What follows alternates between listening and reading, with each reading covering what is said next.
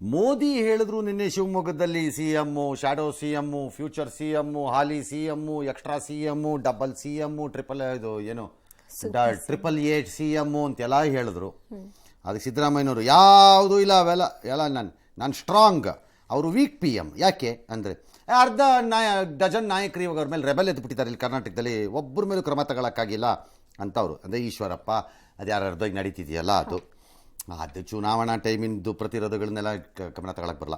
ಯಾಕಂದರೆ ಈಗ ರಾಜೇಶ್ ಪೈಲಟ್ ಮಗ ಸಚಿನ್ ಪೈಲಟ್ಟು ಧರಣನೇ ಮಾಡಿಬಿಟ್ರು ಅವತ್ತಿನ ಚೀಫ್ ಮಿನಿಸ್ಟರ್ ಮೇಲೆ ರಾಜಸ್ಥಾನದಲ್ಲಿ. ಅವ್ರ ಮೇಲೆ ಕ್ರಮನೇ ತಗೊಳ್ಳಿಲ್ಲ ಯಾರು ಕಾಂಗ್ರೆಸ್ನವರು.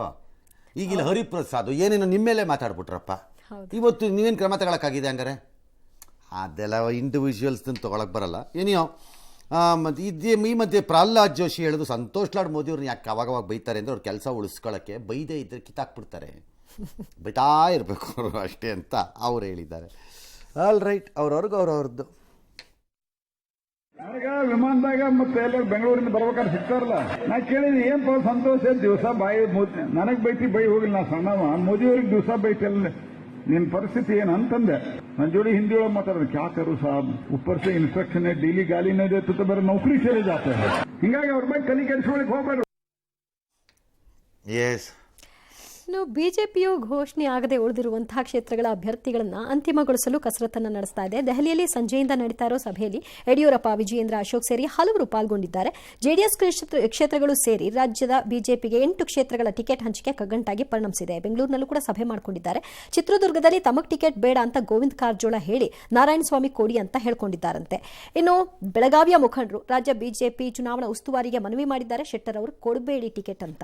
ಚಿಕ್ಕಬಳ್ಳಾಪುರ ಟಿಕೆಟ್ ಯಾರಿಗೋ ಗೊತ್ತಿಲ್ಲ, ರಾಯ್ಬರೇಲಿನಲ್ಲಿ ಪ್ರಿಯಾಂಕಾ ವಾದ್ರಾ ವಿರುದ್ಧ ನೂಪುರ್ ಶರ್ಮಾನ್ ಹಾಕಬಹುದು ಅಂತ ಹೇಳ್ತಿದ್ದಾರೆ. ಗೊತ್ತಿಲ್ಲ, ಹಾಕಿದ್ಮೇಲೆ ನೋಡೋಣ.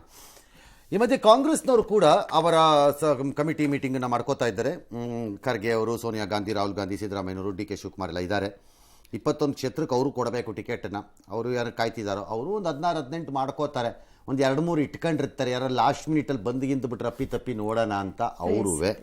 ಆ ಪರಿಸ್ಥಿತಿಲೇ ಇದ್ದಂಗಿದೆ ಅವ್ರ ಕಥೆನೂ. ಆಲ್ ರೈಟ್, ಅಲ್ಲಿಂದ ಏನಾಗುತ್ತೋ ನೋಡೋಣ. ಅವರು ಅನೌನ್ಸ್ ಮಾಡಲಿ, ಆಮೇಲೆ ನಾವು ತೀರ್ಮಾನ ಮಾಡೋಣ ಯಾರು ಸರಿ ಇದ್ದಾರೆ ಯಾರು ಸರಿ ಇಲ್ಲ ಅಂತ. ನಾವು ಅಂದರೆ ಜನ, ನಾನು ಟಿವಿಲಿ ಹೇಳ್ತಿಲ್ಲ. ಎಸ್, ನಾವು ಮಾಡಿದೀವಿ. ಇನ್ನ ಸ್ವಲ್ಪ ನಾಳೆ ಬೆಳಿಗ್ಗೆ ಮಾಡೋದಿದೆ. ಆಲ್ಮೋಸ್ಟ್ ಹೆಚ್ಚು ಕಮ್ಮಿ ಚರ್ಚೆ ಮಾಡಿದೀವಿ. ಹೈಕಮಾಂಡ್ ತೀರ್ಮಾನ ಮಾಡ್ತಾರೆ. 2-3 ಸೀಟ್ ಬಿಟ್ರೆ ಮಿಕ್ಕಿದೆಲ್ಲ ಆಲ್ಮೋಸ್ಟ್ ಡಿಸ್ಕಷನ್ ಆಗಿದೆ. ಕಾಂಗ್ರೆಸ್ ಸಿದ್ಧತೆಗಳನ್ನ ಮಾಡಿಕೊಳ್ತಾ ಇದೆ. ದೆಹಲಿಯಲ್ಲಿ ಇವತ್ತು CWC ಸಭೆ ನಡೆಸಿದ್ದು ಪಕ್ಷದ ಪ್ರಣಾಳಿಕೆ ಬಗ್ಗೆ ಚರ್ಚೆ ಆಗಿದೆ. 25 ಗ್ಯಾರಂಟಿಗಳನ್ನ ಪ್ರಣಾಳಿಕೆಯಲ್ಲಿ ಉಲ್ಲೇಖಿಸೋದಕ್ಕೆ ಒಪ್ಪಿಗೆ ಸೂಚಿಸಲಾಗಿದೆ. 2004ರಲ್ಲಿ ಬಂದ ಫಲಿತಾಂಶ ಈ ಬಾರಿ ಮರುಕಳಿಸಲಿದೆ ಅಂತ AICC ಅಧ್ಯಕ್ಷ ಮಲ್ಲಿಕಾರ್ಜುನ ಖರ್ಗೆ ಅವರು ಭವಿಷ್ಯವನ್ನ ನುಡಿದಿದ್ದಾರೆ. ಅಂದರೆ ಅರ್ಥ ಏನು ಅಂದರೆ 2004ರಲ್ಲಿ 2004ರಲ್ಲಿ ವಾಜಪೇಯಿ ಅವರು ಪ್ರೈಮ್ ಮಿನಿಸ್ಟರ್ ಆಗಿದ್ದರು. ಎಲ್ಲರೂ ಅಂದ್ಕೊಂಡ್ರು ವಾಜಪೇಯಿ ಬಹು ಸುಲಭವಾಗಿ ವಾಪಸ್ ಬರ್ತಾರೆ ಅಧಿಕಾರಕ್ಕೆ ಅಂತ. ಅದು ಹಂಗೆ ಆಗಲಿಲ್ಲ. ಹಲವಾರು ಪಕ್ಷಗಳು ಒಟ್ಟಾಗಿ ಬಂದು UPA ರಚನೆ ಆಗೋಯಿತು. ಹಾಗಾಗಿ ಕಾಂಗ್ರೆಸ್ ನೇತೃತ್ವದಲ್ಲಿ ಅವತ್ತು ಸರ್ಕಾರ ರಚನೆ ಆಯಿತು. That was A surprise actually. I agree Kharge ಅವ್ರ ಜೊತೆ ಆ ವಿಚಾರದಲ್ಲಿ. ಬಟ್ ಅವತ್ತು ಕಾಂಗ್ರೆಸ್ಸಿಗೆ ಆ 100+ ಸೀಟ್ಗಳನ್ನು ತೆಗೆದುಕೊಂಡು ಬರುವಂತಹ ಶಕ್ತಿ ಸಾಮರ್ಥ್ಯ ಇತ್ತು. ಹಾಗಾಗಿ ಒಂದು ಘಟಬಂಧವನ್ನು ಲೀಡ್ ಮಾಡೋ ಶಕ್ತಿ ಇತ್ತು.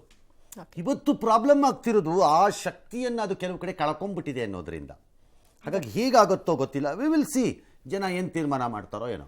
ಬಟ್ ಈ ಪ್ರಣಾಳಿಕೆಯಲ್ಲಿ ಅವರು ಭಾಳ ಹೇಳ್ತಿದ್ದಾರೆ. ಜಾತಿ ಗಣತಿ, ಮೀಸಲಾತಿ, ಮಿತಿ ತೆರವು, SC/ST ಸ್ಪೆಷಲ್ ಬಜೆಟ್ಟು, MSPಗೆ ಕಾನೂನು ಸ್ವರೂಪ, ಸಾಲ ಮನ್ನಾ ಆಯೋಗ ರಚನೆ, ಈ ಥರ ಎಲ್ಲ ಅದೇನೋ 400 ದಿನ ದಿನಗೂಲಿ, ಗುತ್ತಿಗೆ ನೌಕರರ ನೇಮಕಾತಿ ಸ್ಥಗಿತ, ಅಂದರೆ ಎಲ್ಲರೂ ಪರ್ಮನೆಂಟ್ ತಗೋತಾರಂತೆ, 30 ಲಕ್ಷ ಕೇಂದ್ರ ಸರ್ಕಾರಿ ಹುದ್ದೆ, ವರ್ಷಕ್ಕೆ ₹1 ಲಕ್ಷ ಕೊಡ್ತಾರೆ ಯುವಕರಿಗೆ, ಮಹಿಳೆಯರಿಗೆ ₹1 ಲಕ್ಷ ಆರ್ಥಿಕ ನೆರವು ವರ್ಷಕ್ಕೆ, ಈ ಥರ ಎಲ್ಲ ಹೇಳ್ತಿದ್ದಾರೆ. ಐ ಡೋಂಟ್ ನೋ, ಇದಕ್ಕೆಲ್ಲ ಕ್ಯಾಲ್ಕುಲೇಟ್ ಮಾಡಬೇಕು. ನಿನ್ನೆ ಮೊನ್ನೆ ಯಾವುದೋ ರಫ್ ಕ್ಯಾಲ್ಕುಲೇಷನ್ಸ್ ನೋಡ್ತಿದ್ದೆ. ಈ ಥರದ್ದೆಲ್ಲ ಮಾಡ್ತಾ ಇಲ್ಲ, ಇದರಲ್ಲಿ ಏನು ಉಳ್ಕೊಳ್ಳಲ್ಲ ಆಮೇಲೆ ದುಡ್ಡು ಅಂತ ನೋಡ್ತಿದ್ದೆ. ವಿ ವಿಲ್ ಸಿ, ಇದೆಲ್ಲ ಆಮೇಲೆ ತಾನೇ ಫೈನಲ್ ಆಗಿ ಬರಬೇಕು. ನೋಡೋಣ, ಯೋಚನೆ ಮಾಡಿ. ಮೋದಿ ದಕ್ಷಿಣ ಭಾರತದಲ್ಲಿ ತಮ್ಮ ಪ್ರಚಾರವನ್ನು ಮುಂದುವರಿಸಿದ್ದಾರೆ. ಈಗ ತಮಿಳುನಾಡಿನಲ್ಲಿ PMK ಪಾಟಾಳ ಮಕ್ಕಳ ಕಚ್ಚಿ ಜೊತೆ ಒಂದು ಒಪ್ಪಂದವನ್ನು ಮಾಡಿಕೊಂಡಿದ್ದಾರೆ. 10 ಸ್ಥಾನಗಳನ್ನು ಅವ್ರಿಗೆ ಬಿಟ್ಕೊಟ್ಟಿದ್ದಾರೆ. ರಫ್ಲಿ ಅರೌಂಡ್ ಒಂದು 5-5% ಅಷ್ಟು ವೋಟ್ ಇದೆ ಈ PMKಗೆ. ತುಂಬ ಲಾರ್ಜ್ಲಿ ಅದು ಭಾಳ ಹೆಚ್ಚಾಗಿ ಉತ್ತರ ತಮಿಳುನಾಡಿನ ಭಾಗಗಳಲ್ಲಿರುವಂಥ ಪಕ್ಷ ಅದು. ಅವರ ಪುತ್ರ ರಾಮದಾಸ್ ವಾಜಪೇಯಿ ಅವ್ರ ಸರ್ಕಾರದಲ್ಲಿ ಹೆಲ್ತ್ ಮಿನಿಸ್ಟ್ರಾಗಿ ಕೆಲಸ ಮಾಡಿದ್ರು. ಅವ್ರು ಎನ್ ಡಿ ಎಲೇ ಇದ್ದರು ಹಿಂದೆ PMK. ಈಗ ವಾಪಸ್ ಬಂದಿದ್ದಾರೆ, ಅದು ಏನಾಗುತ್ತೋ ಗೊತ್ತಿಲ್ಲ.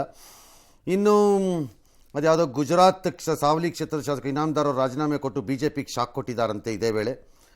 ಯಾರೋ ಹೊರಗಡೆ ಹೋಗಿದ್ದಾರಂತೆ. ಗುಜರಾತಲ್ಲಿ ಹೊರಗಡೆ ಹೋಗ್ತಾರೆ ಅಂತಂದ್ರೆ ಅವ್ರು ಧೈರ್ಯವಂತರು ಅವರಲ್ವಾ, ಯಾರೋ ಇರಬೇಕು. ಜಾರ್ಖಂಡ್ನಲ್ಲಿ ಶಿಬು ಸೋರೆನ್ ಸೊಸೆ ಸೀತಾ ಸೋರೆನ್ JMM ಬಿಟ್ಬಿಟ್ಟು BJPಗೆ ಬಂದುಬಿಟ್ಟಿದ್ದಾರೆ. ಆಕೆ ನಾನೇ CM ಅಂತಲೇ ಓಡಾಡ್ದಂಗೆ ಇತ್ತು ಆ ಟೈಮಲ್ಲಿ, ಏನೋ ಆಗಿತ್ತದು. ಈ ಮಧ್ಯೆ ತಮಿಳುನಾಡಿನ ರಾಜ್ಯಪಾಲೆ ತಮಿಳ್ನಾಡಲ್ಲ ರಾಜ್ಯಪಾಲರಾಗಿದ್ದವರು ಅದನ್ನು ಅಂಗೀಕರಿಸಿದ್ದಾರೆ. ಅವ್ರು ಚುನಾವಣೆಗೆ ಹೋಗ್ತಾರೆ ಅನ್ಸುತ್ತೆ. ಎಸ್. ಇನ್ನು ಲೋಕಸಭಾ ಚುನಾವಣೆ ನೀತಿ ಸಂಹಿತೆ ಜಾರಿಯಾಗಿರುವ ಕಾರಣ ರಾಜ್ಯಾದ್ಯಂತ ಪೊಲೀಸರು ತಪಾಸಣೆಯನ್ನು ಶುರು ಮಾಡಿದ್ದಾರೆ. ವಿಜಯನಗರದ ಪೊಲೀಸರು 2.93 ಕೋಟಿ ನಗದನ್ನು ಸೀಸ್ ಮಾಡಿದ್ದಾರೆ. ಹೈದರಾಬಾದ್ನಿಂದ ಹುಬ್ಬಳ್ಳಿಗೆ ಟೊಯೋಟಾದಲ್ಲಿ ಈ ಹಣ ಸಾಗಣೆ ಆಗ್ತಾ ಇತ್ತು. ಕೊಪ್ಪಳದಲ್ಲಿ ದಾಖಲೆಗಳಿಲ್ಲದೆ 32 ಲಕ್ಷ ರೂಪಾಯಿ ಹಣವನ್ನು ತೆಗೆದುಕೊಂಡು ಹೋಗ್ತಾ ಇದ್ರು, ಅದನ್ನು ಸೀಸ್ ಮಾಡಿದ್ದಾರೆ. ರಾಮನಗರದಲ್ಲಿ 2 ವಾಹನಗಳಲ್ಲಿ ಸಾಗಿಸ್ತಾ ಇದ್ದ 1 ಕೋಟಿಗೂ ಹೆಚ್ಚು ಮೌಲ್ಯದ ಅಕ್ರಮ ಮದ್ಯ ಜಪ್ತಿಯಾಗಿದೆ. ಇತ್ತ ಬೆಂಗಳೂರಿನ ವಿಜಯನಗರದಲ್ಲಿ ಬಿಜೆಪಿ ಕಚೇರಿ ಪಕ್ಕದಲ್ಲಿ ಲಾರಿ ನಿಲ್ಲಿಸಿಕೊಂಡು ಉಚಿತ ವಿತರಣೆ ಮಾಡ್ತಾ ಇದ್ದ ಭಾರತ್ ರೈಸ್ ಅನ್ನ ಪೊಲೀಸರು ಸೀಸ್ ಮಾಡಿದ್ದಾರೆ. ಬರ ಬಂದಿದೆ, ಕಾಸಿಲ್ಲ, ಜನ ಬಡತನದಲ್ಲಿದ್ದಾರೆ ಅಲ್ವಾ. ಆದರೂ ಅಲ್ಲಲ್ಲಿ ಗುಂಡು ವಿಪರೀತ ಕಾಸ್ಟ್ಲಿ ಅಂತ ಕೋಪ ಮಾಡ್ಕೊಂಡಿದ್ದಾರಂತೆ ಜನ. ಆದರೂ ಏನ್ರಿ ಇಷ್ಟೊಂದು ಸಿಗುತ್ತೆ ಒಬ್ಬೊಬ್ಬರ ಹತ್ರನೇ. ಅಬ್ಬಾ. ಪೌರತ್ವ ತಿದ್ದುಪಡಿ ಕಾಯ್ದೆ ಇದು ಸುಪ್ರೀಂ ಕೋರ್ಟಲ್ಲಿ ವಿಚಾರಣೆಗೆ ಬಂದಿದೆ. ಸುಪ್ರೀಂ ಕೋರ್ಟ್ ಹೇಳ್ತು ಎಲ್ಲವನ್ನು ವಿಚಾರಣೆ ಮಾಡ್ತೀವಿ, ಆದರೆ ತಡೆಯಾಜ್ಞೆ ಕೊಡಕ್ಕೆ ಬರಲ್ಲ ಅಂತ. ಏಪ್ರಿಲ್ 2 ಒಳಗಡೆ ನೀವು ಉತ್ತರ ಕೊಡಿ ಅಂತೇಳಿ ಒಂದು ನೋಟಿಸನ್ನು ಕೇಂದ್ರ ಸರ್ಕಾರ ಕೊಟ್ಟಿದ್ದಾರೆ. ಅವ್ರು 4 ವಾರ ಕೇಳಿದ್ದಾರೆ ಟೈಮು. ಅದಕ್ಕೆ ನಾವು ಉಳಿದವರೆಲ್ಲ ಅಬ್ಜೆಕ್ಷನ್ ಎತ್ತಿದ್ದಾರೆ, ಯಾವುದೋ ಎತ್ತುತ್ತಾರೆ. ಒಟ್ಟಲ್ಲಿ 230 ವಿಚಾರಣೆ ಹೇಗೆ ವಿಚಾರಣೆ ಆಗುತ್ತೆ ನೋಡಬೇಕು. ಒಬ್ಬೊಬ್ಬರೇ ವಾದ ಮಾಡ್ತಾರೋ, ಬಂಚಲ್ಲಿ ಏನಾದ್ರು ಮಾಡ್ತಾರೋ, ಹೆಂಗೆ ಮಾಡ್ತಾರೋ ನೋಡಬೇಕು.